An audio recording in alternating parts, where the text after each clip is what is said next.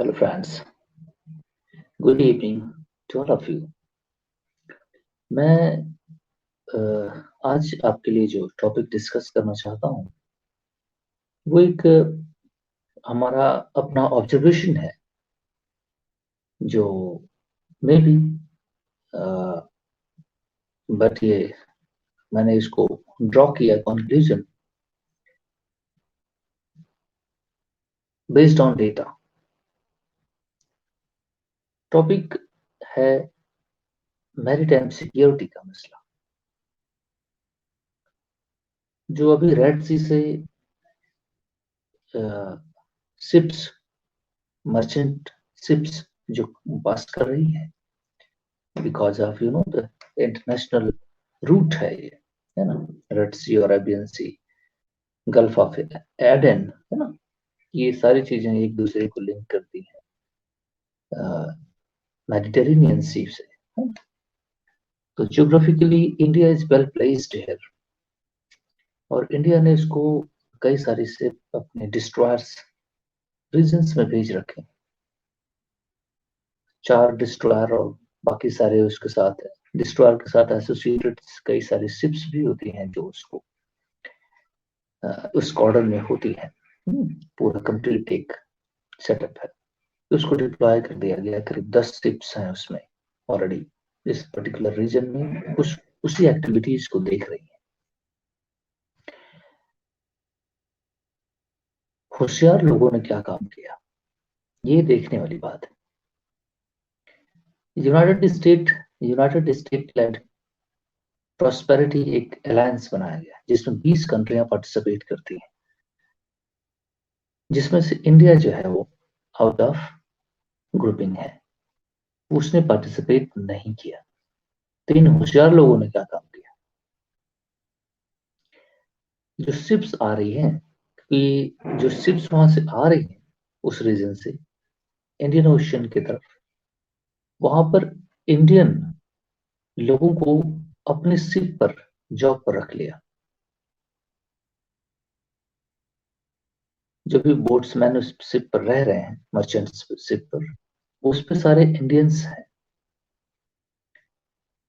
अभी आज हुदीज राइवल्स ने फिर से अटैक कर दिया ब्रिटिश टैंकर्स पर जो ऑयल ट्रांसफर कर रहा था, क्योंकि यूनाइटेड स्टेट और ब्रिटेन वगैरह वगैरह हुदीज पर डायरेक्टली अटैक कर रहे हैं कुछ 15-20 दिनों से, जबकि उन्होंने उन पर अटैक किया। फिर ये बहुत सारे पूरा प्रोसेस है, आप सभी जानते हैं उसको, ये चलता चला आ रहा है।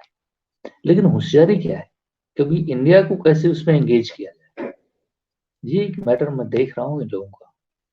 जितनी भी शिप्स हैं उस पर सभी पर इंडियंस जॉब करने वाले रखे जा रहे हैं, तो डायरेक्टली इनडायरेक्टली इंडिया को उसमें प्रोटेक्शन में, उनकी शिप्स के प्रोटेक्शन में एंगेज रहना पड़ रहा है। ये बहुत अच्छा इन लोगों ने निकाल रखा है, क्योंकि सिटीजन को प्रोटेक्ट करने के लिए ही इंडिया उसमें पार्टिसिपेट करेगा, जबकि इंडिया ग्रुपिंग से बाहर है। यू नो, इस तरीके से इन लोगों ने उसके मैकेनिज्म को ड्रॉ किया। जितनी शिप पर उन्होंने फायर किया अभी तक, मैं 5-6 का नाम जानता हूँ जिस पर मुझे रिकॉर्ड में है। बाकी अभी कई सारी शिप्स ने डाइवर्ट कर दिया रूट्स वगैरह, बहुत सारी चीजें कर दी है। लेकिन अगर आप देखें तो कंसिस्टेंट उस शिप पर काम करने वाले इंडियंस हैं, तो इंडियंस को रेस्क्यू करने के लिए इंडिया वहां जाएगा। and then they he or knowingly or unknowingly, willingly or unwillingly, Indians navy would participate into protection for them, their ships। ये मैं आपसे बताना चाह रहा हूँ, ये किस तरीके से लोगों ने इसको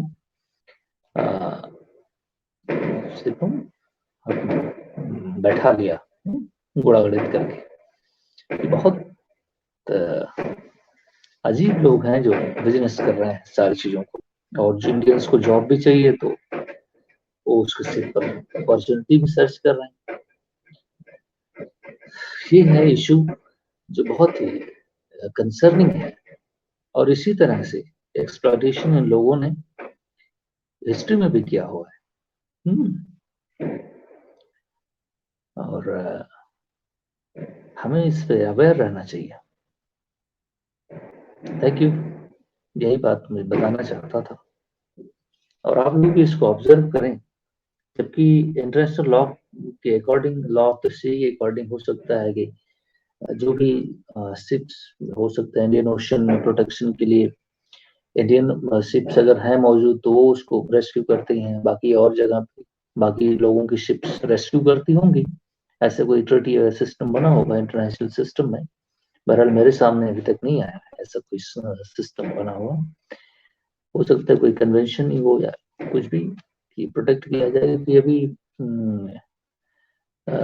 यहाँ पे सोमालिया में कुछ लोगों ने एक मर्चेंट शिप को कैप्चर कर रखा था।